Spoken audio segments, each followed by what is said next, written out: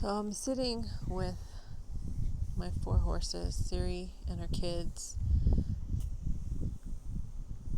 Pooh Bear and Bella, and Dietz is here too.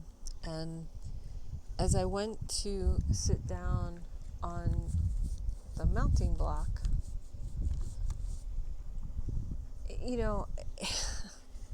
the irony is not remiss that what I'm working with, or how I'm working with my horses is really, it's all about connection, right? And all of a sudden, sneakily, out of nowhere, connection just peers itself around the corner of my right arm.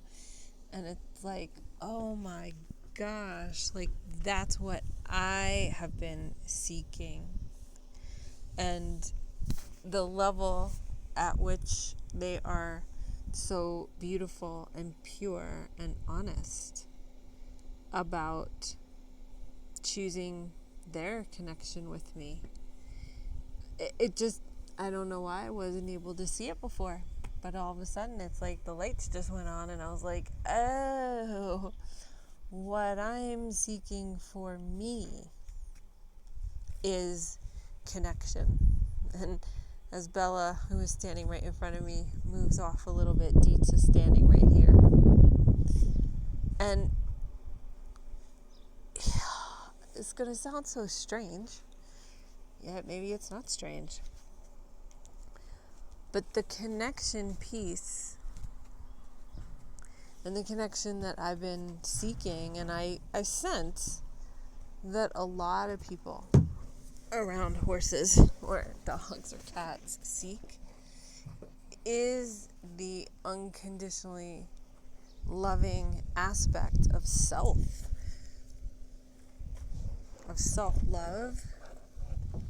of self-value, of self-worth. And especially if you've experienced trauma during that connection at some point in your life. And a lot of times it happens to a lot of us when we're younger, and adults are just adulting, right? I don't think they always mean what they do. And this is not as a blame or as a victim at all. But those imprints, just like people talk about, good imprinting that they want to leave on their foals, that kind of thing. Well, I think it's really, really important to understand how crucial it is to look at our own behaviors, especially while raising a kid or a baby horse or baby dog or baby cat, because they're so unconditionally loving and accepting, that their world, that they're just in total vulnerability and innocence.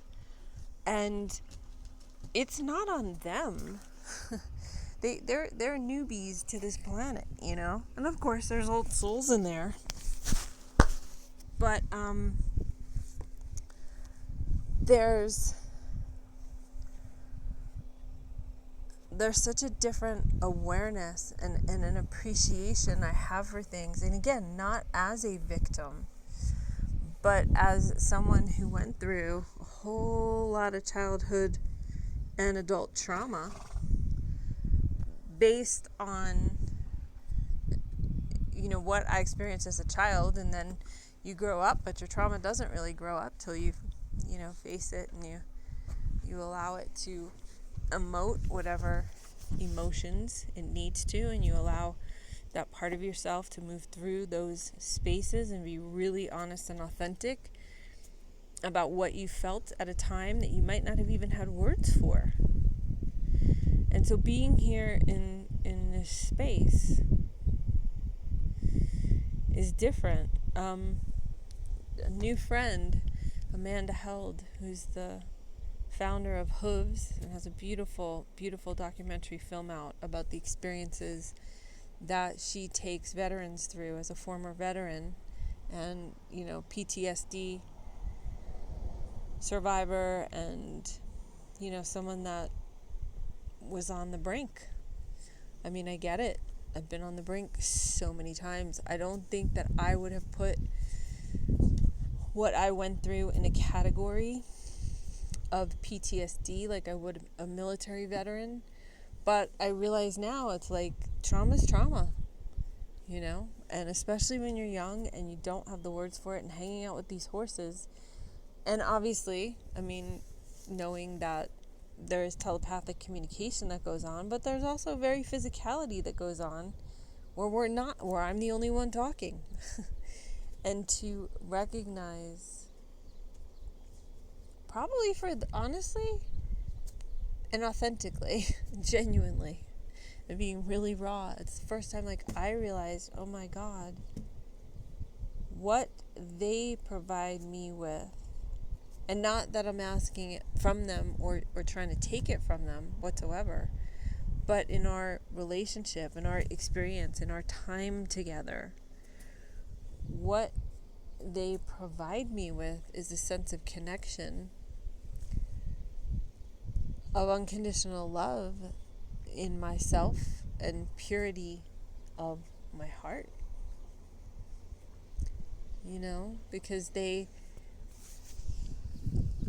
large creatures, but really where they're coming from is a space of purity, is a space of deep connection to themselves and to nature, is a space of acceptance and allowance. Like being out here for 4 years and understanding much more about herd dynamics. And again, I can't claim that we're out in the wild, so I understand every single aspect. I don't. Because we're not in a completely wild environment. But the freedom that they have to be able to express themselves, to be able to hold space and have the space, to not be asked to do anything other than just be themselves.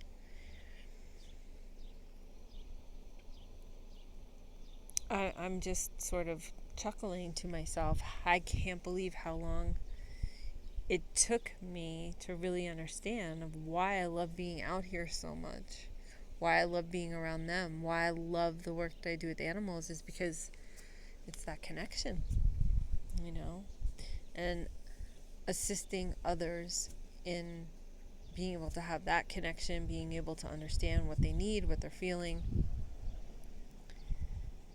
But I was not expecting that awareness to be today's focus in this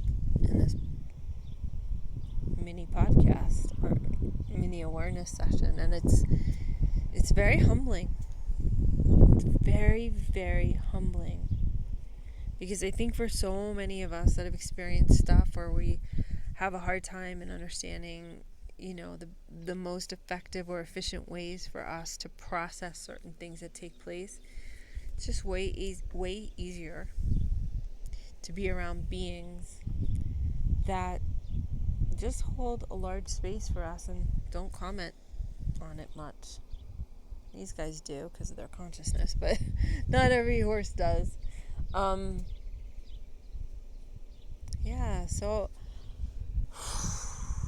So think about it when you're with your animals, right? I don't want you to think hard. Just reflect and be aware of what have you been looking for? What is at the root of the connection that you share with them? And do they feel something, in you that is seeking connection? And we talk about humans being more intelligent than animals, but for a lot of these animals, what if they are far more emotionally and psychologically intelligent than we are? And we're just coming to learn and understand that from them now.